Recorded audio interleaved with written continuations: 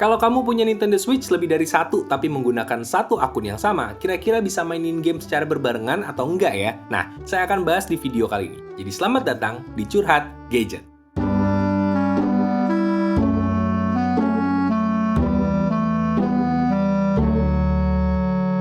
Action! Hi, I'm Wisnu Kumoro and welcome back to my video. Dan di video kali ini saya pengen curhat lagi tentang Nintendo Switch.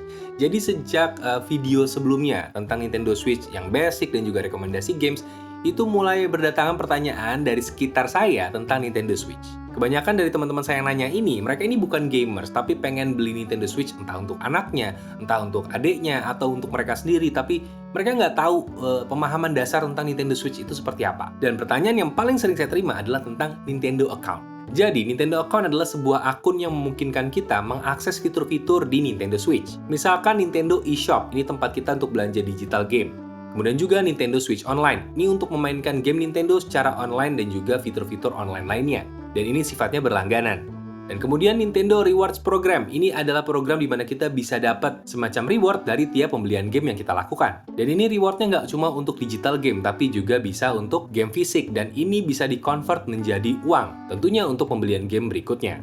Jadi bisa dibilang, Nintendo Account itu seperti akun Google yang digunakan di smartphone Android, atau mungkin iPhone gitu ya, kalau nggak pakai Apple ID, tentu akan sulit. Jadi, ya, kalian kalau pengen Nintendo Switch, harus punya Nintendo Account. Dan ada berapa jumlah Nintendo Account yang bisa dimasukkan ke dalam satu buah Switch ini? Maksimal ada 8. Lalu kalau misalkan kalian punya satu Nintendo Account, itu bisa diinstal di berapa Switch? Sebenarnya Nintendo nggak menjelaskan secara tegas mengenai satu akun itu bisa dimasukkan ke berapa Switch.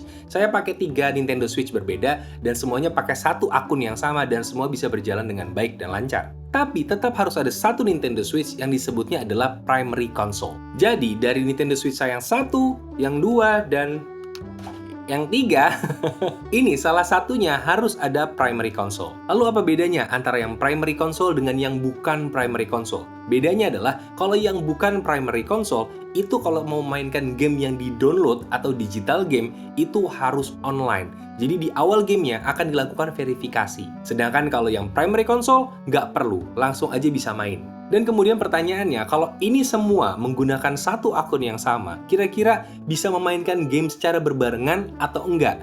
Jawabannya adalah bisa dan tidak. Kapan bisa, kapan tidak, saya akan contohin kepada kalian. Misalkan, ini adalah Nintendo Switch saya yang bukan primary console, dan ini memainkan game digital yang saya download dari Nintendo eShop. Kemudian, ketika ini sedang main di gameplaynya gitu ya, saya menyalakan Nintendo OLED saya yang merupakan primary console dan memainkan game digital. Jadi dua-duanya memainkan game digital. Ya, ini duluan main, kemudian ini, atau yang manapun yang duluan nggak masalah. Dan ketika dua-duanya memainkan game, salah satunya akan tersuspend seperti ini. Jadi ada tulisannya kalau primary console-nya sedang main, jadi yang non-primary console akan kesuspend gamenya. Bukan langsung quit gamenya, enggak, tapi kesuspend. Karena kalau ini si primary console-nya berhenti main, ini bisa dilanjutin lagi.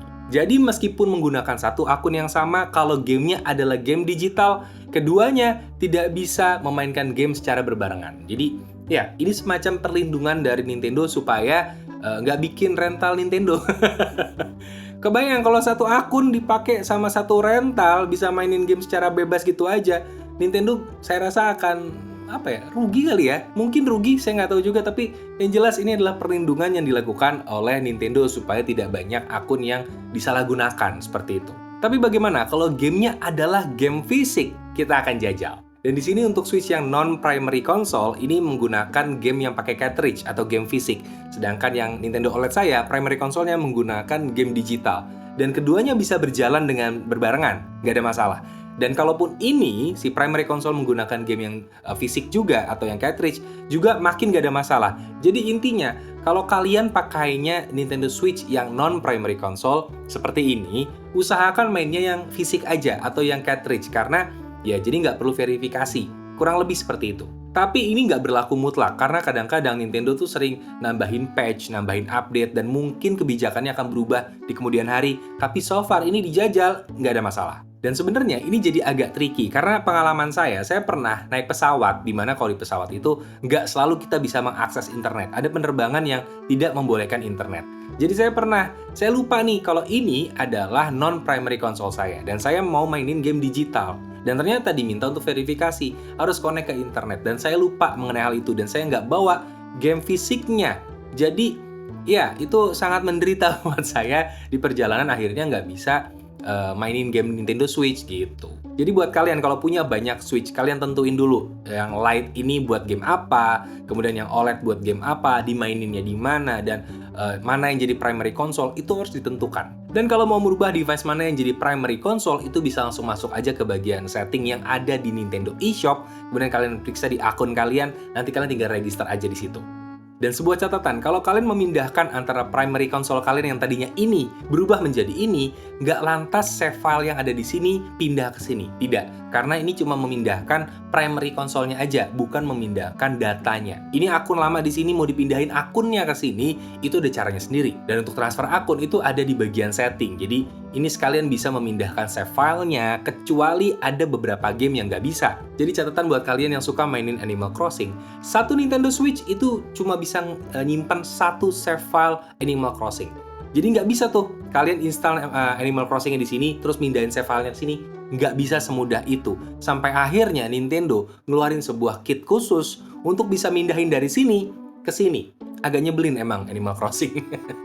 Dan mengingat Animal Crossing adalah game semua umur, nggak menutup kemungkinan ada anak-anak yang di bawah umur yang main juga. Dan untuk anak-anak di bawah umur ini, sebenarnya Nintendo punya sebuah fitur untuk melindungi mereka. Namanya adalah Supervised Account. Jadi akun ini adalah akun yang harus terkoneksi dengan akun Nintendo lain yang menjadi supervisor mereka. Jadi apapun yang dilakukan oleh akun si anak-anak ini harus sepersetujuan dari akun si orang tuanya. Kayak gitu kurang lebih. Dan untuk akun orang tua atau akun guardiannya ini harus di atas 18 tahun, sedangkan untuk supervised account diutamakan yang di bawah 13 tahun. Dan akun si orang tua ini bisa membatasi budget belanja dan juga renewals dari akun si anak. Bahkan juga bisa melakukan restrict dari tiap konten yang ada di Switch dari si anak ini. Jadi untuk para orang tua jangan khawatir kalau anak kalian kebanyakan main Nintendo Switch karena kalian bisa ngawasin secara langsung. Cuma syaratnya adalah sebagai orang tua nggak boleh gaptek dan harus mau belajar apa yang dimainin sama anaknya. Termasuk juga dalam membeli game, orang tua juga harus mendampingi anak ketika membeli game. Dan cara membeli gamenya seperti apa? Semudah tinggal buka aja Nintendo eShop. Jadi setelah bikin Nintendo account, langsung aja buka Nintendo eShop. Dan untuk sistem pembayarannya gimana, kita bisa cek di bagian funds yang ada di bagian akun kita. Dan kita bisa top up pakai PayPal, pakai kredit atau debit card, atau juga pakai Nintendo Card. Dan ini umumnya dijual di toko game yang ada di Indonesia. Atau bisa juga beli di e-commerce. Dan top up-nya ini pun sebenarnya dibatasi, jadi tenang aja, ada limitasi untuk berapa jumlah uang yang bisa dimasukkan ke situ. Orang tua nggak perlu terlalu khawatir karena ada limitasinya. Seingat saya limitasinya hanya $200 untuk tiap akun, jadi nggak akan lebih dari itu pengeluarannya. Dan kalau mau lebih lagi ya silahkan di top up lagi, sebenarnya sistemnya seperti itu. Tapi sampai di sini sebenarnya ada sebuah catatan, terutama buat kalian para orang tua nih yang keluar uang gitu ya. Karena setiap pembelian game digital sebenarnya tergantung regionnya di mana, itu ada beberapa negara yang mengenakan pajak untuk tiap transaksi digital. Jadi, ada tips and triknya. Kalian harus naruh location-nya di mana, ada postcode area tertentu supaya nggak kena pajak dan lain-lain. Tapi saya tidak akan membahas itu lebih lanjut di video kali ini. Ya, jadi kalau kalian mau tahu silahkan tanya-tanya aja ke toko game tempat kalian beli Nintendo Switch. Nah, itu lebih aman. Tanya ke sana aja ya, jangan tanya ke saya, tanya ke sana aja. Dan kalau itu semua udah beres, sekarang pertanyaannya adalah game apa nih yang sebaiknya dibeli? Dan itu balik lagi ke preferensi masing-masing, sukanya genre apa, ada settingan untuk harganya juga, suka di harga berapa. Dan yang terpenting sebenarnya adalah ratingnya. Beli sesuai ratingnya, karena di situ juga ditampilin kok ratingnya.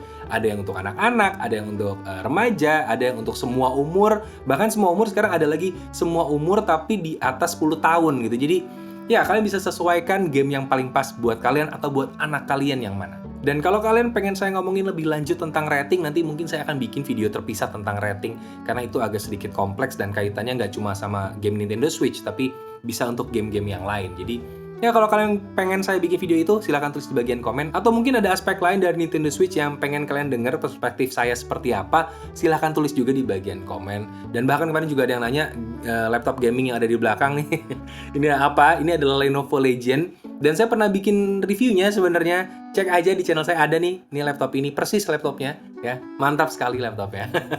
Atau usul konten berikutnya seperti apa, silahkan tulis aja di bagian komen, pasti saya baca, saya akan renungkan dan pertimbangkan untuk diwujudkan kontennya. Dan sekian untuk video kali ini. Terima kasih sudah mendukung channel ini. Semua like, semua subscribe, saya apresiasi sekali. Terima kasih, dan terima kasih. Dan sampai jumpa di videonya Wisnu Kumoro berikutnya. Dadah!